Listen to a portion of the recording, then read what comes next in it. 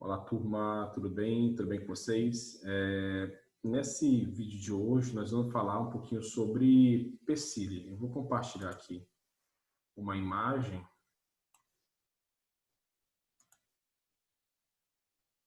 Rapidamente.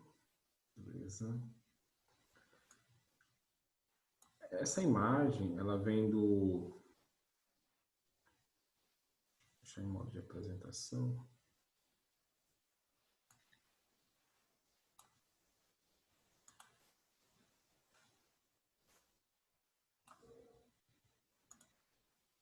Pronto. O que acontece? Essa imagem é do professor Ângelo Roncalli, de uma das grandes postagens que ele já fez sobre PCID.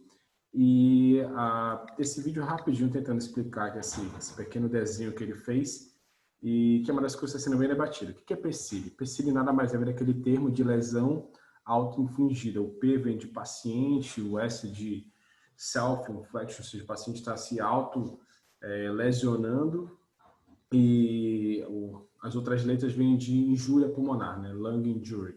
Então, o que acontece? Então, a PCID seria nada mais é do que o drive, o esforço que o paciente está gerando, ele está piorando a sua condição. Isso pode acontecer em algumas situações. Vamos lá. Primeira condição, ventilação não invasiva. É muito comum o paciente estar em ventilação não invasiva, ou seja, está no momento de ventilação não invasiva e o drive respiratório dele ser exacerbado ao ponto de estar provocando esse fenômeno chamado PCID.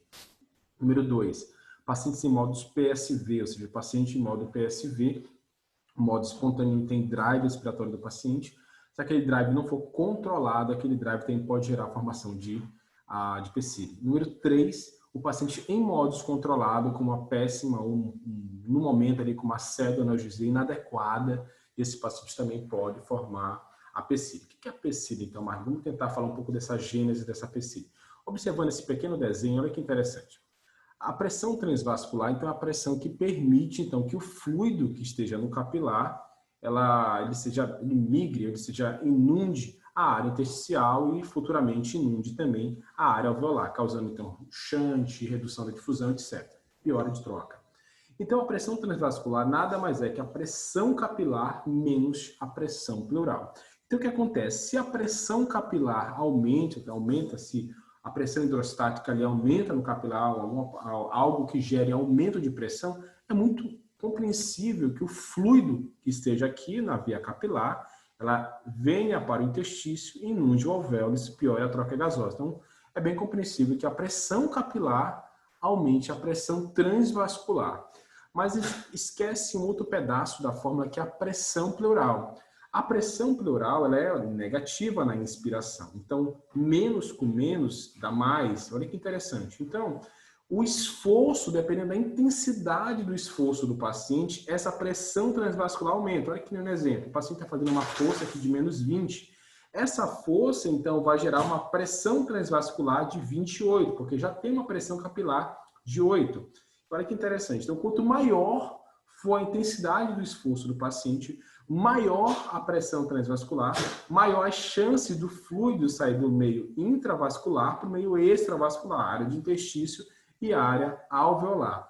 Se isso está acontecendo, você tem um paciente que está desconfortável em venir, está com um drive respiratório com a magnitude elevada em modo PSV, ou paciente com uma pseudoanalgesia inadequada em modos controlados, fazendo muito esforço, possivelmente a pressão pleural está muito elevada, porque vai estar negativa, isso vai gerar uma pressão transvascular melhor elevada, isso vai fazer o quê? Que aconteça a migração de fluido do meio intravascular para o meio intersticial. Com fluido no meio intersticial, é uma coisa de tempo para que aquele fluido venha inundar o alvéolo, causando então edema. Só que o edema alveolar gera, então, piora de troca gasosa. Se alterar, então, a oxigenação ou alterar o CO2, a troca gasosa inadequada, aumenta o quê? O estímulo central, aumenta o drive respiratório. Só que o aumento de drive respiratório também gera aumento de esforço. E gera, então, um ciclo vicioso, aumentando, então, quem? A pressão transvascular, gerando então, uma coisa chamada swing de pressão esofágica, uma coisa chamada pendeluft. Ou seja, começa a encher apenas algumas áreas ali do pulmão, piorando, então, agora, sobredistendendo algumas algumas regiões pulmonares. Você vai ter aumento de volume, mas não vai ter uma distribuição adequada do gás, vai ter uma gestão inadequada daquele gás, gerando então o famoso swing de pressão esofágica ou Pendeluft. Então isso é ruim, isso vai aumentar a intensidade do esforço do paciente, vai aumentar a pressão transvascular, vai gerar mais edema e gera um ciclo vicioso. Isso é muito comum nessas três condições. Número 1, paciente com ventilação não invasiva, fazendo esforço, deve ser controlado a intensidade do esforço, observar se você está diante de um paciente não respondedor a VNI. Número 2, se você tem um paciente em modo PSV e esse paciente está com drive muito exacerbado, VNI, com risco de formação de hipercílio, otimizar a sedanalgesia para aquele paciente para tentar melhorar a intensidade do drive ou até mesmo voltar aquele paciente para modo controlado, caso já tenha falência das outras condutas. Número 3, se esse paciente está em modo controlado, com muito desconforto, com excesso ali da pressão pleural, esse paciente está fazendo desconforto, um drive exacerbado, esse paciente tem que otimizar, então, a analgesia daquele paciente, porventura não melhorar a sedação, e caso não melhore nenhuma dessas duas condições, nenhum tipo de ajuste também ventilatório, permitir, então, até o bloqueio neuromuscular. Então, 3 condições: ventilação não invasiva, paciente em modos espontâneos ou paciente em modo controlado com drive exacerbado. Marley, como que eu percebo, então, que meu paciente ele está fazendo essa formação, que o drive está alto? Gente, eu tenho uma aula já no canal, a aula fala basicamente assim, como ajustar a pressão de suporte, eu falo várias maneiras de ajuste, de avaliação, falo do delta POC, da pressão muscular, da pressão transpulmonar, falo do PMI, falo da P01, então existem várias maneiras. É o seguinte, se você tem um paciente com uma P01 muito elevada, acima de 3,5, muito cuidado, esse paciente ele está com drive exacerbado, você primeiramente faz o quê? Ajuste ventilatório, verifique se o ajuste ventilatório está adequado. O ajuste ventilatório está adequado, esse paciente ainda está com drive exacerbado, procurar a sedanalgesia, o controle do drive. Caso o paciente não tenha controle do drive respiratório, esse paciente então deve-se buscar uma outra terapêutica, por vezes a sedação. Número 2, se você pega aquele paciente ali, então, você observa ali aquele paciente na curva de pressão, aqui não estou diante de um modo pressórico, seja em VNI, seja em PSV, seja em modo controlado a pressão, e você percebe, então, essa negativação aqui na curva de pressão.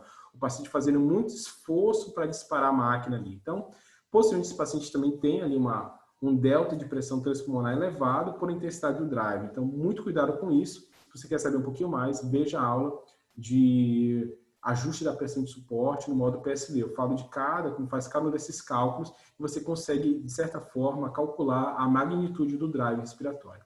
Mas se você percebe o paciente está dispneia, desconfortável, com drive exacerbado, você olha para a curva de pressão, pressão-tempo, você vê essa negativação da pressão de forma exacerbada, possivelmente esse paciente está se machucando ali no modo ventilatório, espontâneo, isso pode ser deletério para ele, pode estar formando a famosa PSILI. Então, muito cuidado com isso, muito cuidado com essa formação ali de PSILI e o paciente ele tendo pior, então, de troca gasosa. Então, gente, basicamente isso daí, então, a gente comentou ali um pouquinho da PSILI, então a formação dela, então muito cuidado em 3 momentos. Número 1, ventilação não invasiva, muito cuidado para encontrar respondedores e não respondedores, e paciente que deve ser interrompida a ventilação não invasiva por piora ali do drive.